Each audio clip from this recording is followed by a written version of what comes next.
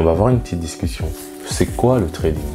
Je n'ai jamais compris pourquoi les gens complexifiaient autant le fait de faire du trading. Parce qu'en soi, lorsque les bases sont totalement assises, il est plus facile d'appréhender la chose et de développer des compétences saines là-dessus.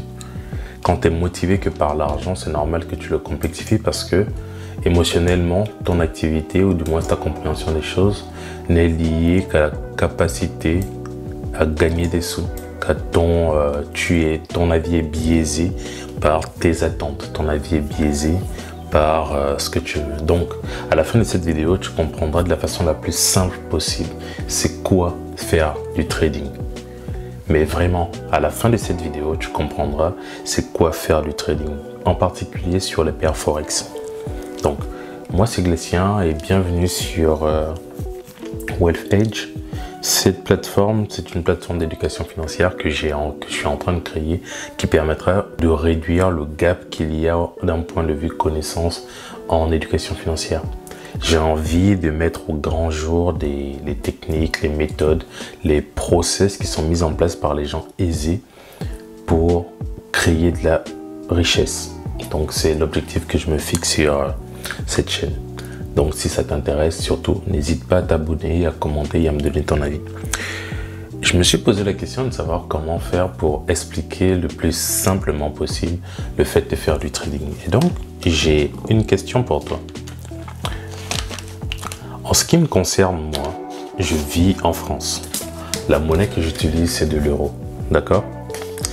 Mais s'il m'arrivait de devoir voyager pour aller à Londres, ce dont j'aurais besoin, c'est d'utiliser de la livre sterling.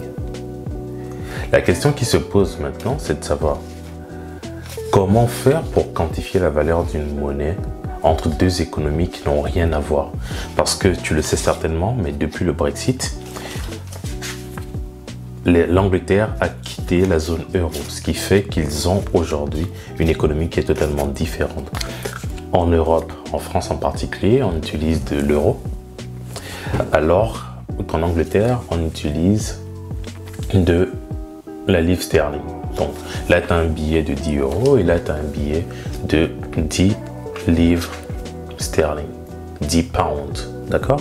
C'est de la livre sterling, on va dire 10 pounds, ok? 1 pound. Donc, la question qui se pose, c'est que pour quantifier une monnaie ne peut être quantifiée que par rapport à celle d'une zone géographique qui est différente d'elle. Et c'est là qu'intervient le principe de paire Forex, que ce soit Euro-USD, que ce soit Euro-JBP. Dans ce cas de figure, on va se concentrer sur l'Euro-JBP.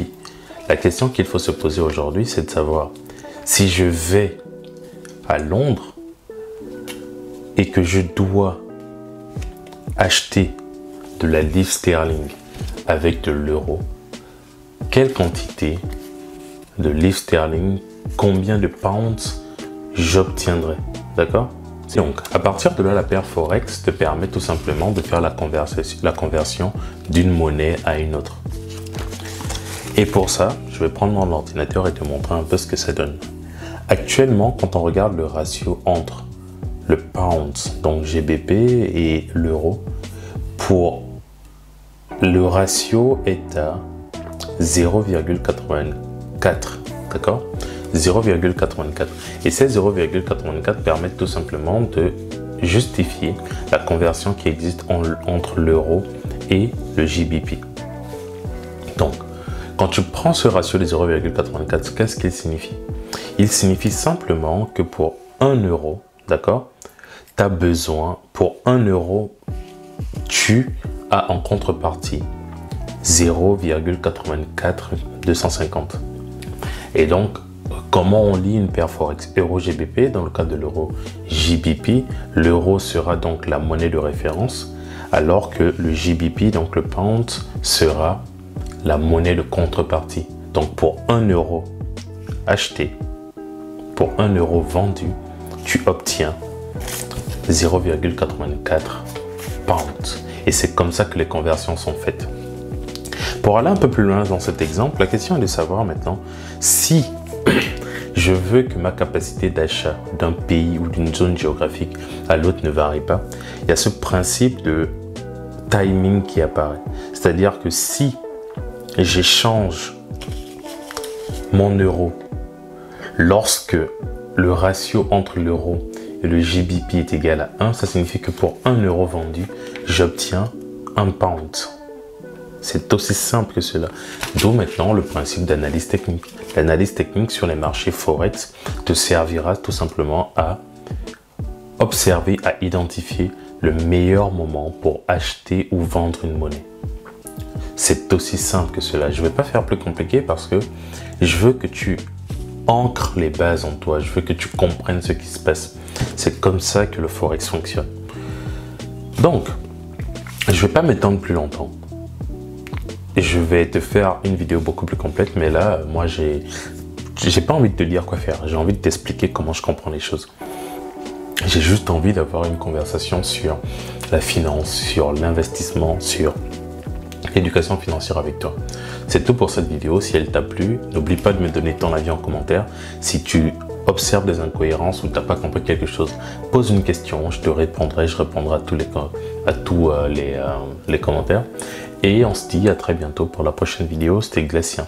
En attendant, je tiens encore à te faire comprendre que les marchés comportent des risques et l'investissement comporte également des risques.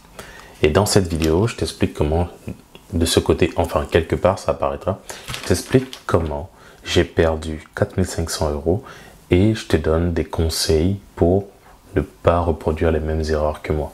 C'est tout pour cette vidéo, c'était Glacien.